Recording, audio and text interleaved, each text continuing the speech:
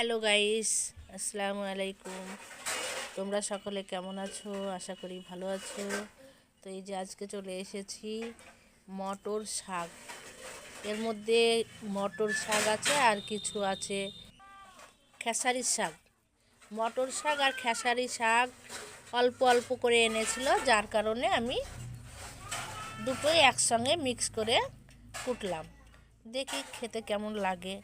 মটর শাকটা নাকি একটু হেলদি হয়, তো যেহেতু এখানে খেসারির শাক মেশানো আছে, তাই দেখি রান্না করে। তো তোমরা দেখতে থাকো আমি কিভাবে রান্নাটা করি। এই যে তেল দিয়ে দিলাম, এবার রসুন, পেঁয়াজ, কাঁচা লঙ্কা এগুলো দিয়ে দিলাম। এবার এটাকে নেড়ে চেড়ে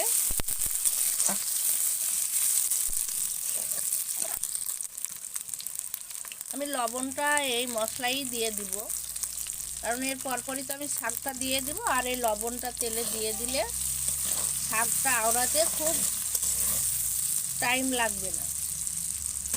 তো গাইস হয়ে গেছে, আমি মোটামুটি পেঁয়াজটা পুড়িয়ে নিলাম, খুব বেশি পুড়াবো না। এরপর দিয়ে দিব আমার শাকগুলো। তো শাকগুলো আমার দেওয়া হয়ে গেল, এগুলো আমি এখন উল্টাবো না, এটা সরাসরি আমি ঢেকে দেব। এইবার শাকটাকে আমি উল্টিয়ে দেব।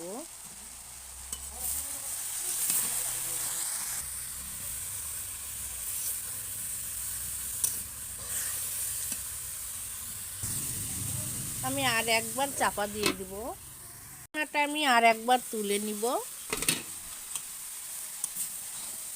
তো এই যে প্রায় আমার শাক হয়ে গেছে,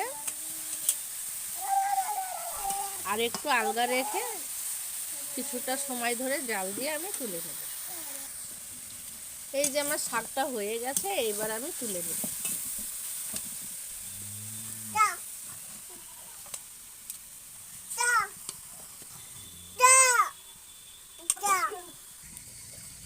এই যে আমার শাকটা হয়ে গেছে,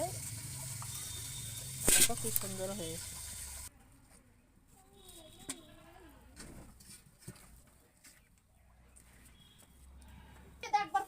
ভাতের হাঁড়িটা আমি চাপিয়ে দিলাম, এবার ভাতটা হলেই হয়ে যাবে।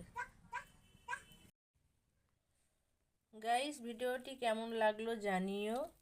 আর এই রেসিপিটা খেতে খুব টেস্টি হবে, কারণ সেন্ট বের হচ্ছে এক্ষুনি। তো এবার আমি খেতে বসবো। তো আজকের মতো আল্লাহ হাফেজ।